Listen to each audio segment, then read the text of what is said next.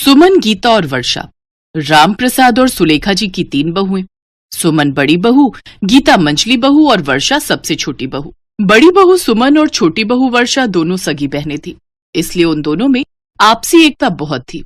तीनों बहुएं अलग अलग रहती थी।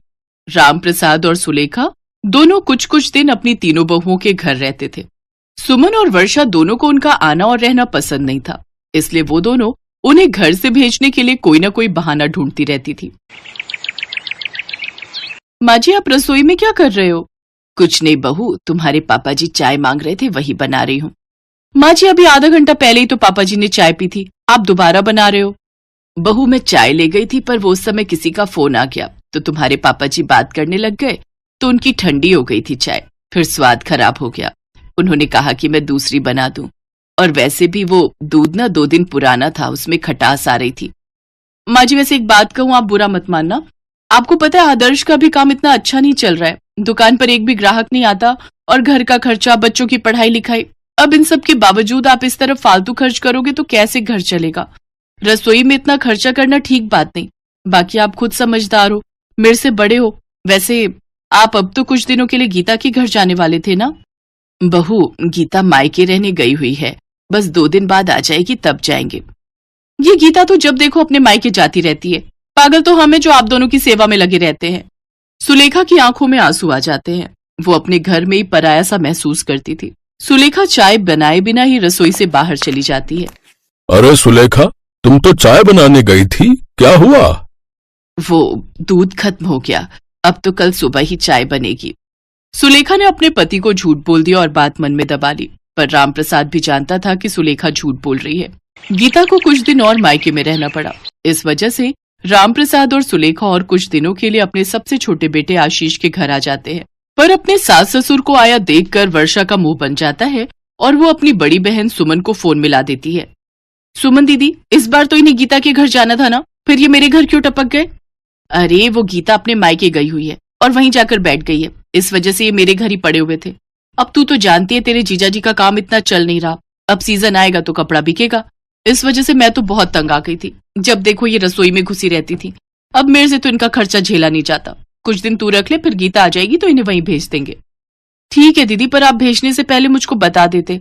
पता है शाम को घूमने के लिए बाजार जाना था, अब इन दोनों की सेवा करने में टाइम निकल जाएगा तो मैं बाजार क्या खाक जाऊंगी। एक तो आज बर्तन वाली भी नहीं आई, पूरी रसोई फैली हुई है, एक भी बर्तन साफ नहीं है, सारे झूठे हैं। दोपहर का खाना भी बनाना है। अरे तू पागल है, काम वाली नहीं आई तो माँ जी को बोलना, बर्तन कर देंगी वो। किस दिन काम आएंगी? बोल दे, उन्हें कह दे कि बर्तन मांज दो माँ जी। बोल दे तेरे हाथों में दर्द हो रहा है या फिर तेरी तबीयत ठीक नहीं है, मैं तो यहाँ पर ऐसे ही करती हूँ। सुमन की बात सुनकर वर्षा का दिमाग काम करने लगा और वो कंधों में दर्द होने का बहाना करने लगी। मेरे कंधे में बहुत दर्द हो रहा है, अब कैसे होगा? आज तो बर्तन करने वाली भी नहीं आई, रसोई पूरी फैली हुई है, दोपहर का खाना भी बनाना है, पर बर्तन तो मांजने ही होंगे। अरे बहू, क्यों परेशान होती हो? तुम आराम करो, बर्तन मैं कर दूंगी। अच्छा, आप कर लोगे? ठीक है, जब बर्तन हो जाए तो मुझे बुला लेना, मैं खाना बनाने आ जाऊंगी। बस फिर क्या था, अगले कुछ दिनों तक काम वाली नहीं आई तो वर्षा ने सारी रसोई के बर्तन साफ सफाई सब सुलेखा से करवाया, खुद उसने कुछ नहीं किया।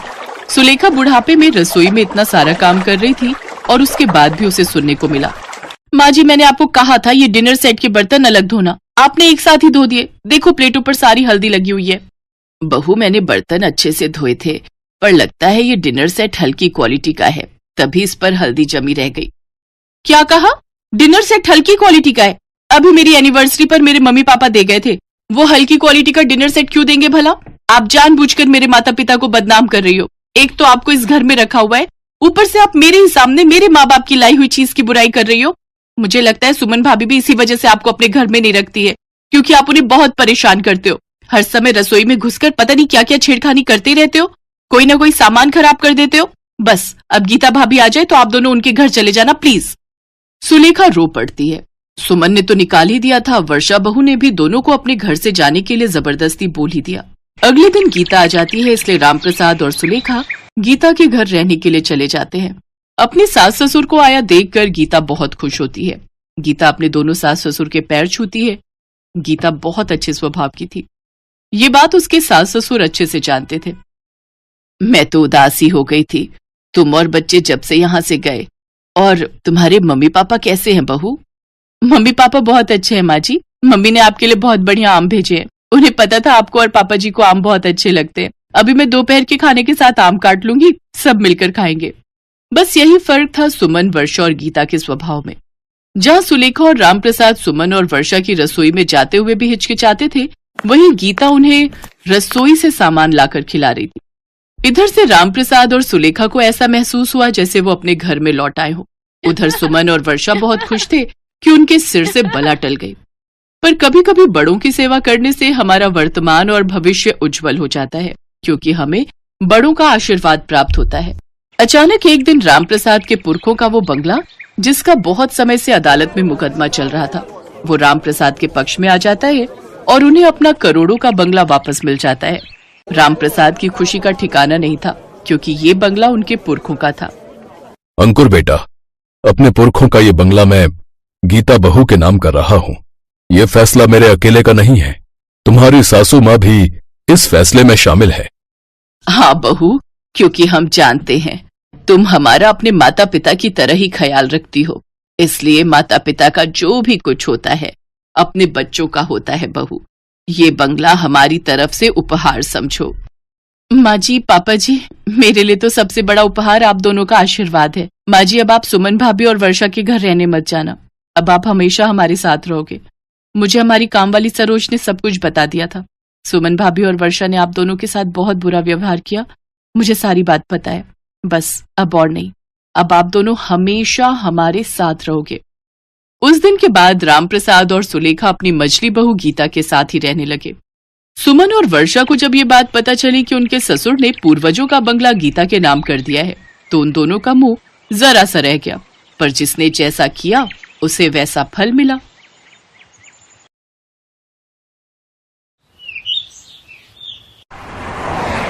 और कितनी दूर है जी जगदीश भाई साहब का घर?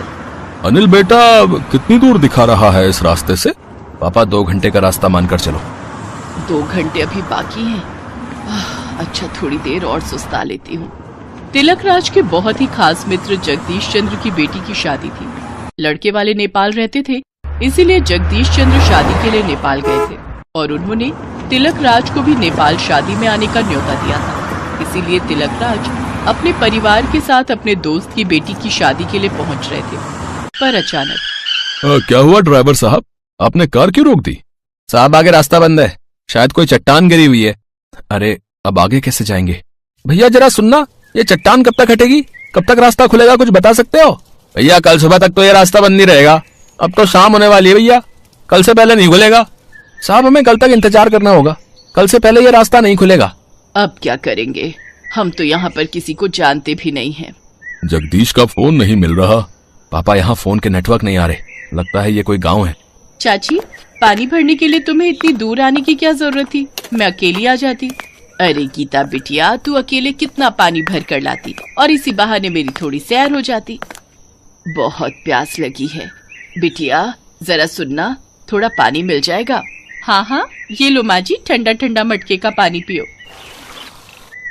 शुक्रिया बेटी। आप मुझे प्यार से गीता कहो, मेरा नाम गीता है। वैसे आप लोग यहाँ के तो नहीं लग रहे। हाँ, हम लोग दिल्ली से आए हैं। यहाँ काठमांडू में हमारे रिश्तेदार की शादी है, पर ये रास्ता बंद है और सब कह रहे हैं कि कल तक रास्ता खुलेगा। आप सब मेरे साथ मेरे घर चलो। क्यों चाची?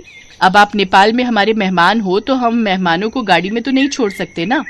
जी, गीता बिल्कुल ठीक कह रही है। आप सब हमारे घर चलो और रात वहीं रुकना। यहाँ जंगल का इलाका है, जानवरों का खतरा रहता है। अम्मा, शायद ये लोग ठीक कह रहे हैं। वैसे भी तुम बहुत थक गई हो और रात गुजारने के लिए कोई तो जगह चाहिए ही। अब अनिल बेटा, तुम ड्राइवर के साथ गाड़ी यहीं लगवा दो, हम पैदल ही चलते हैं। आगे तो गाड़ी ले जाना ठीक नहीं रहेगा। अब ठीक है पापा, आप लोग चलो, मैं आता हूँ। सब लोग गीता और उसकी चाची के साथ उनके घर जाते हैं। गीता और उसके चाचा चाची सबकी बहुत सेवा करते हैं। साहब, गीता 2 साल की थी तब इसके माँ बाबूजी इस दुनिया से चले गए। तब से गीता को हमने अपनी बेटी की तरह ही पाला है और गीता ने भी हमें हमेशा माता पिता की तरह ही समझा है। हमारी और भी 2 बेटियां हैं। हम अपनी तीनों बेटियों से बहुत प्यार करते हैं। अब बस गीता के हाथ पीले हो जाएं, उसके बाद हम अपनी दोनों बेटियों की भी शादी कर देंगे। वैसे कोई लड़का देखा है आपने? नहीं बहन जी, बस ढूंढ ही रहे हैं। अब हम इतने पैसे वाले भी नहीं हैं कि ज्यादा दहेज दे पाए, पर जितना हो सकेगा हम अपनी बेटी के लिए जरूर करेंगे। अच्छा लड़का मिल जाए तो हमारी चिंता दूर हो जाएगी। इतनी देर में अनिल भी गाड़ी लगवा कर आ जाता है। गीता बिटिया, एक थाली में दाल भात और ले आ। अभी लाई चाची। गीता अनिल के लिए भी दाल भात ले आती है। गीता देखने में बहुत सुंदर थी। अनिल उसे देख रहा था, गीता भी उसे देख रही थी। सब लोग बातें करने लगते हैं। उमा को समझ आ रहा था कि सचमुच नेपाल में आकर उन्हें ऐसा महसूस ही नहीं हुआ कि वो किसी पराये देश आए हैं।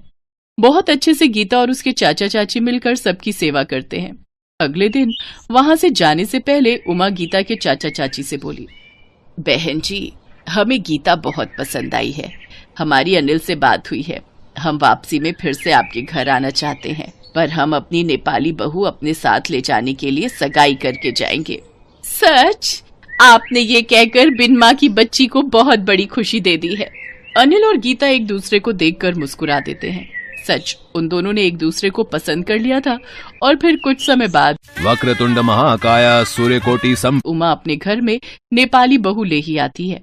बहन जी, आपकी नेपाली बहू तो बहुत सुंदर है। आप एक बार इसके हाथ के दाल चावल और सेल रोटी खाकर देखो, उंगलियां चाटते रह जाओगे। हमारी नेपाली बहू ने रसोई संभाली है। अब नेपाल के मशहूर व्यंजन का आनंद लो। लाओ गीता बहू, सबके लिए खाना लगा दो। जी माँ जी, अभी लगाती हूँ। गीता सबके लिए नेपाली व्यंजन परोसती है। सबको गीता के हाथ का नेपाली खाना बहुत पसंद आता है। अरे वाह गीता बहू, तुम्हारे हाथों में तो साक्षात मां अन्नपूर्णा का वास है। बहुत स्वादिष्ट खाना बनाया है। ये लो, हमारी ओर से शगुन रखो। हमने तो इससे पहले नेपाली खाना कभी खाया ही नहीं था। आज तुम्हारे हाथों का नेपाली खाना खाकर सचमुच आनंद आ गया। सब लोगों के मुंह से गीता जब अपनी तारीफ सुनती है तो वो बहुत खुश होती है। उमा बहुत खुश थी कि उसके घर में एक बहुत ही संस्कारी और सुशील बहू के कदम पड़े थे, जिससे घर में रौनक आ गई थी। उमा की नेपाली बहू ने आते ही घर और रसोई को इतने अच्छे तरीके से संभाल लिया था कि उमा की सारी चिंताएं दूर हो गई थी। गीता भी खुश थी कि उसे उमा के रूप में प्यार करने वाली माँ जैसी सास मिल गई थी।